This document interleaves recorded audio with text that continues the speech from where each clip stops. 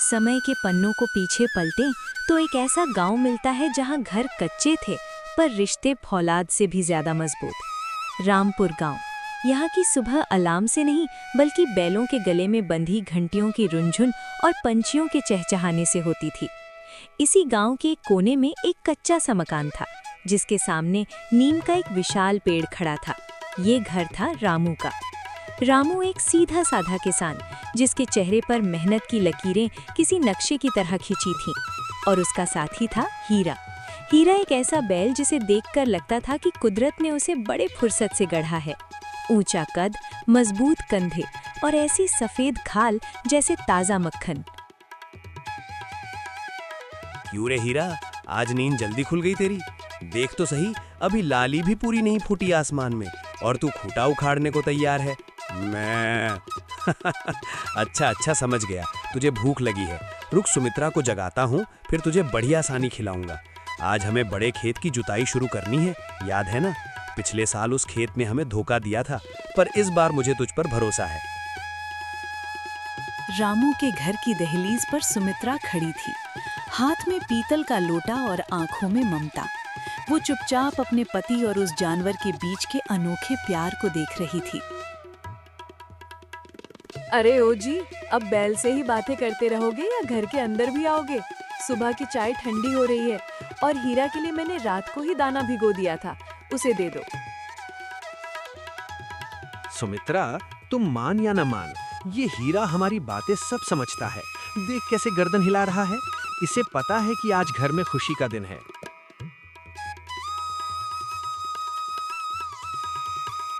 खेतों में काम शुरू हुआ। जुताई का दृश्य किसी उत्सव से कम नहीं था। रामू हल पकड़े हुए था और हीरा अपनी पूरी ताकत से मिट्टी को चीर रहा था। पसीना रामू के माथे से भी टपक रहा था और हीरा के बदन से भी, लेकिन दोनों के बीच एक अनकही जुगलबंदी थी। शाबाश हीरा, बस थोड़ा और। देख मिट्टी कैसी पलटी खा रही है। इस बार गेहूं की बाली ऐसी आएगी कि पूरा रामपुर देखता रह जाएगा। फिर मैं तेरे लिए शहर के मेले से वो पीतल वाली घंटी लाऊंगा जो तूने पिछले साल पसंद की थी। शाम ढली, सूरज पहाड़ों के पीछे छिपने लगा। रामू और हीरा वापस घर लौटे। रामू ने खुद नहाने से पहले हीरा को नदी पर ले जाकर बड़ी शिद्दत से नहलाया। वो उसे मल मल कर धोता जैसे किसी छोटे बच्चे को नहला रहा हो। देख हीरा, ये पानी ठंडा है ना, सारी थकान मिट जाएगी तेरी। लोग कहते हैं तू जानवर है, पर मेरे लिए तो तू इस घर का खंबा है। अगर तू ना हो तो ये हल कौन खींचेगा? ये घर कैसे चलेगा? लेकिन नियति के पास कुछ और ही योजना थी। उसी रात सुमित्रा को अचानक तेज बुखार आया। वो रात रामपुर के लिए काली साबित होने वाली थी। गांव के हकीम को बुलाया गया। हकीम ने नब्ज पकड़ी और उसका चेहरा उतर गया। रामू, ये सामान्य बुखार नहीं है। सुमित्रा के फेफड़ों में जहर फैल रहा है। इसे तुरंत शहर के अस्पताल ले जाना होगा। और याद रखना, शहर का इलाज बहुत महंगा है। कम से कम 30-40 हजार रुपए हाथ में रखना, वरना डॉक्टर हाथ भी नहीं लगाएगा। 30,000? हकीम जी, मेरे पास तो जमा पूंजी के नाम पर कुछ 100 रुपए ही बचे हैं। फसल तो अभी बोई है, कटने में महीने लगेंगे। मैं इतने पैसे कहां से लाऊंगा? रामू का सर चकराने लगा। वो घर के बाहर नीम के पेड़ के नीचे बैठ गया। सन्नाटा इतना गहरा था कि उसे हीरा के जुगाली करने की आवाज सुनाई दे रही थी। हीरा भी अपनी जगह पर बेचैन था। वो बार बार अपनी रस्सी खींच रहा था, जैसे उसे पता चल गया हो कि घर के अंदर कोई तूफान आने वाला है। क्या करूं? सुमित्रा की सांसें उखड़ रही हैं। अगर कल सुबह तक पैसों का इंतजाम नहीं हुआ तो सब खत्म हो जाएगा। हे भगवान, कोई तो रास्ता दिखा। तभी गांव के साहूकार लाला धनीराम की हवेली की याद रामू को आई। लाला धनीराम, जिसकी तिजोरी हमेशा भरी रहती थी, पर जिसका दिल पत्थर से भी सख्त था। रामू जानता था कि लाला के पास जाना मतलब खुद को मौत के कुएं में ढकेलना है, पर उसके पास कोई और चारा नहीं था। रात का पिछला पहर था। आसमान में चांद बादलों के पीछे छिपा था, मानो वो भी रामू की बेबसी नहीं देखना चाहता था। रामू के कदम लाला धनीराम की हवेली की ओर बढ़ रहे थे। हर कदम भारी था, जैसे पैरों में मन भर का लोहा बंधा हो। हवेली के ऊंचे दरवाजे पर पहुंचकर रामू ने कांपते हाथों से कुंडी खटखटाई। कौन है इस वक्त? चैन से सोने भी नहीं देते तुम लोग। अरे रामू, तू यहाँ इस वक्त? मालिक, अनर्थ हो गया। सुमित्रा की हालत बहुत खराब है। हकीम जी ने कहा है कि सुबह होने से पहले शहर नहीं ले गए तो वो नहीं बचेगी। मालिक, मुझे कुछ उधार चाहिए। उधार?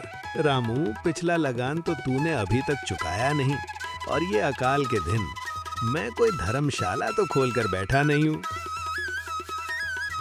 मालिक, आपकी गाय चरा दूंगा, आपकी बेगारी करूंगा, पर अभी मेरी सुमित्रा की जान बचा लीजिए। मुझे बस 30,000 रुपए दे दीजिए। लाला ने अपनी छोटी छोटी आंखों से रामू को देखा। वो जानता था कि रामू के पास सिवाय उस बैल के और कुछ नहीं है। लाला की नजर काफी समय से हीरा पर थी। वो उसे शहर के एक रईस व्यापारी को भारी मुनाफे पर बेचना चाहता था। देख रामू, मुझे तुझ पर तरस आ रहा है। पैसे मैं दे दूंगा और 1 पैसा ब्याज भी नहीं लूंगा, लेकिन मुझे बदले में कुछ चाहिए। क्या मालिक? मेरी जमीन? वो गिरवी रख लीजिए। तेरी उस सूखी जमीन का मैं क्या करूंगा? मुझे तेरा वो सफेद बैल चाहिए। हीरा, हीरा मुझे दे दे और 30,000 अभी नकद ले जा। हीरा? मालिक, वो तो मेरा बेटा है। वो मेरे बिना नहीं रह पाएगा। वो जानवर नहीं, मेरी आत्मा है मालिक। कुछ और मांग लीजिए।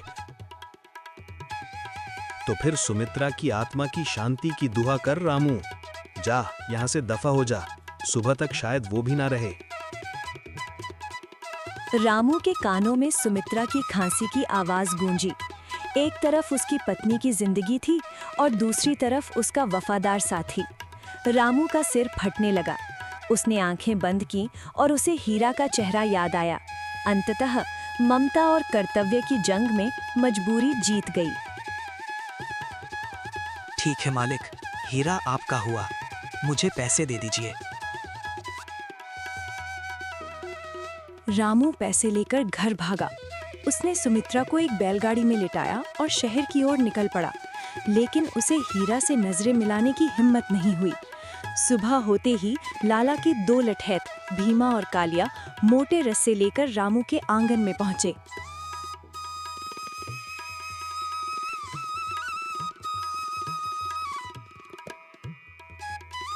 चल रे सफेद हाथी, अब से तेरा ठिकाना लाला की हवेली है।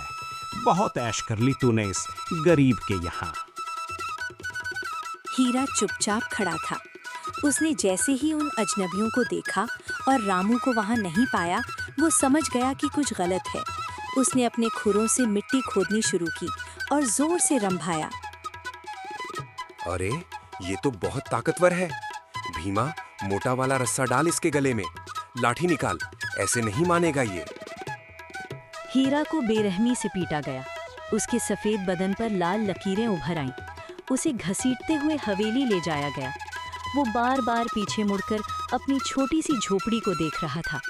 उसे उम्मीद थी कि रामू बाहर आएगा, उसे सीने से लगाएगा और कहेगा, भाग जाओ यहाँ से, ये लोग तुम्हें नहीं ले जा सकते। पर रामू वहाँ नहीं था। वो शहर के अस्पताल की ठंडी सीढ़ियों पर बैठा अपने आंसू पोंछ रहा था। नरेटर। हीरा को लाला की हवेली के पिछले हिस्से में एक लोहे के खंबे से भारी जंजीरों में बांध दिया गया। लाला ने उसके सामने बेहतरीन सूखा चारा, गुड़ और चोकर रखा, पर हीरा ने मुंह तक नहीं फेरा। उसकी आंखों से मोटे मोटे आंसू गिरकर धूल में मिल रहे थे। वो ना कुछ खा रहा था, ना पी रहा था। वो बस उस रास्ते की ओर ताक रहा था जहां से रामू उसे रोज चराने ले जाता था। खाएगा खाएगा, 2 दिन भूख लगेगी तो ये नखरे सब निकल जाएंगे। भीमा, इसे पानी भी मत देना जब तक ये चारा न खाए। इसकी अकड़ तोड़नी होगी।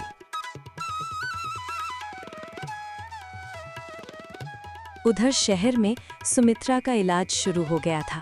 डॉक्टर ने कहा कि वो बच जाएगी, पर उसे ठीक होने में समय लगेगा। रामू अस्पताल के गलियाले में दीवार से टिक कर बैठा था। उसकी जेब में सुमित्रा की दवाइयाँ थीं, पर उसके दिल में हीरा के लिए एक बड़ा सा सुराख हो चुका था। हीरा, मुझे माफ कर देना। मैंने अपनी खुशी के लिए तुझे नरक में भेज दिया। तू तो बोल भी नहीं सकता। किसी से क्या कहेगा? क्या तूने खाना खाया होगा? क्या तू मुझे ढूंढ रहा होगा? 2 दिन बीत गए। हीरा की हालत खराब होने लगी, पर उसकी वफादारी अडिग थी। वो बिना अन्न जल के खड़ा रहा। तीसरे दिन शाम को आसमान में काले बादल छाने लगे। हवाओं में एक अजीब सी ठंडक और कड़वाहट थी। रामपुर के लोगों को अंदाजा नहीं था कि आज की रात कुदरत अपना सबसे भयानक रूप दिखाने वाली है। बाप रे, इस जानवर में तो हाथी जैसी जान है। देख कालिया, इसकी गर्दन पर कैसी गठे पड़ गई हैं रस्सियों की। लाला ने कहा है कि इसे तब तक नहीं खोलना जब तक इसकी अकड़ ढीली ना पड़ जाए। अरे 2 दिन भूखा रहेगा तो सारी अकड़ गोबर बन जाएगी। चल, साला भूखा प्यासा मरेगा तो खुद ही मालिक के तलवे चाटेगा। हीरा अकेला था। उसके सामने पीतल के परात में शुद्ध अनाज और चोकर रखा था, जिसकी खुशबू किसी भी भूखे जानवर को पागल कर दे। पर हीरा ने उसकी तरफ देखा तक नहीं। उसने अपनी नथुने फुलाई और हवा को सूंघा। हवा में रामू के पसीने की गंध नहीं थी, न ही सुमित्रा की आवाज थी। वहां सिर्फ धूल और अकेलेपन का सन्नाटा था। मालिक, तुम मुझे यहाँ क्यों छोड़ गए? क्या मैंने खेत जोतने में कोई कमी की थी? क्या मैं थक गया था? मुझे ये खाना नहीं चाहिए। मुझे तुम्हारे हाथ का रूखा चारा चाहिए। मुझे वापस बुला लो मालिक। 2 दिन बीत गए। लाला रोज सुबह आकर देखता और हीरा को वैसी ही स्थिति में खड़ा पाता। हीरा की आंखें अब लाल हो चुकी थीं और उसका शरीर सूखने लगा था, लेकिन उसका विद्रोह शांत नहीं हुआ। भीमा, ये बैल तो पत्थर का हो दिया है। 3 दिन से इसने तिनका तक नहीं तोड़ा। क्या ये मरने की जिद पर अड़ा है? अगर ये मर गया तो मेरे 30,000 डूब जाएंगे। मालिक, मैंने डंडे से भी डराया, पर यह हिलता तक नहीं, बस खूंटे को देखता रहता है। लगता है इसे रामू की याद खाए जा रही है। याद? जानवरों को याद नहीं आती, उन्हें सिर्फ डंडा समझ आता है। इसे पानी भी मत देना जब तक ये रैंभाकर खाना न मांगे। इसे तड़पने दो। उसी रात प्रकृति ने अपना रंग बदलना शुरू किया। दोपहर तक जो धूप तप रही थी, अचानक ठंडी हवाओं में तब्दील हो गई। रामपुर के आसमान पर ऐसे काले बादल उमड़े जैसे यमराज का कोई विशाल छत्र हो। शहर के अस्पताल में रामू एक बेंच पर बैठा था। सुमित्रा को होश आ गया था, पर वो बहुत कमजोर थी। रामू की जेब में अब सिर्फ कुछ चिल्लर बचे थे। उसे अस्पताल की गंध से नफरत हो रही थी। उसे रह रहकर हीरा की वो आखिरी आवाज सुनाई दे रही थी जो उसने हवेली जाते समय निकाली थी। रामू, तुम सोए नहीं? 3 रातें हो गई हैं। तुम्हारी आंखें इतनी सूजी हुई क्यों हैं? नहीं सुमित्रा, वो बस नींद नहीं आ रही। तू ठीक है ना? डॉक्टर ने कहा है कल तुझे छुट्टी मिल जाएगी। रामू, मुझे हीरा की चिंता हो रही है। कल रात मैंने सपने में देखा कि वो कीचड़ में फंसा है और मुझे पुकार रहा है। तुम जाओ ना गांव, उसे देख आओ। कैसे देखूं उसे सुमित्रा? मैंने उसे बेच दिया है। तेरी जान बचाने के लिए मैंने अपने बेटे का सौदा कर लिया। मैं उसे मुंह दिखाने लायक नहीं बचा। गांव में बारिश ने तांडव शुरू कर दिया था। रामपुर की छोटी नदी जो कभी जीवन देती थी, अब काल बनकर उभर रही थी। हवेली की कच्ची दीवारें पानी के थपेड़ों से हिलने लगी। हीरा जंजीरों में जकड़ा हुआ था। तभी उसे हवा में एक खतरे की गंध आई। उसने महसूस किया कि पानी का स्तर बढ़ रहा है और उसके मालिक का घर, जो नदी के किनारे था, सबसे पहले डूबने वाला है। हीरा ने जंजीरों को झटकना शुरू किया। वो अब कमजोर नहीं था। उसके अंदर वफादारी की एक ऐसी ज्वाला जली कि उसकी मांसपेशियां पत्थर की तरह सख्त हो गईं। उसने अपने पैर कीचड़ में गाड़ दिए और पूरी ताकत से पीछे की ओर झटका दिया। मालिक खतरे में है। मुझे जाना होगा। ये जंजीरें मेरी वफादारी को नहीं बांध सकती। खंभा उखड़ गया, पर जंजीरें अभी भी हीरा की गले में थी। वो हवेली की दीवार तोड़ते हुए तूफान के बीच बाहर निकल गया। हीरा अब आजाद था, पर उसके सामने मौत का नाच नाचती हुई नदी थी। रात के 2 बज रहे थे। रामपुर गांव अब गांव नहीं, बल्कि एक विशाल समंदर बन चुका था। बिजली की हर कड़क के साथ जो नजारा दिखता वो रूह कपा देने वाला था। तैरते हुए छप्पर, डूबते हुए मवेशी और पानी की लहरों में अपनों को पुकारते लोग। हीरा, जिसके गले में अभी भी हवेली के खंभे का टूटा हुआ हिस्सा और भारी जंजीर लटक रही थी, पानी के तेज बहाव के बीच खड़ा था। उसके शरीर से खून बहकर बारिश के पानी में मिल रहा था, लेकिन उसकी नजरें सिर्फ एक दिशा में थीं, नदी के उस पार जहां रामू की झोपड़ी थी। हीरा ने पानी में छलांग लगा दी। जंजीर का भार उसे नीचे खींच रहा था। लहरें उसे पत्थरों से टकरा रही थी, लेकिन हीरा की इच्छा शक्ति हिमालय से भी ऊंची थी। वो तैर नहीं रहा था, वो मौत से लड़ रहा था। उधर शहर से गांव की ओर पैदल ही भागा आ रहा रामू नदी के मुहाने पर पहुंच चुका था। उसने देखा कि उसका पूरा घर पानी में समा चुका है। वो पागलों की तरह पानी में घुस गया। हीरा, सुमित्रा, सब खत्म हो गया। भगवान, तूने मुझसे मेरा हीरा छीना, अब मेरा घर भी छीन लिया। मुझे भी ले ले, मुझे अब और नहीं जीना। ये आवाज हीरा नहीं, है मेरा वहम होगा। हीरा तो लाला की कैद में है। तभी रामू ने देखा कि एक सफेद साया लहरों को चीरता हुआ उसकी ओर बढ़ रहा है। वो हीरा था। उसके गले की जंजीर पानी में नागिन की तरह लहरा रही थी। हीरा ने रामू के पास पहुंचकर अपने दांतों से रामू के कुर्ते को कंधे से पकड़ लिया। हीरा, तू आ गया? तू अपनी जंजीरें तोड़कर आ गया? देख हीरा, मैं डूब रहा हूँ। मुझे छोड़ दे बेटा, तू अपनी जान बचा ले। तू आजाद है, भाग जा यहाँ से। अगले 20 मिनट तक रामू और हीरा के बीच और पानी के काल के बीच एक ऐसा संवाद हुआ जो बिना शब्दों के था।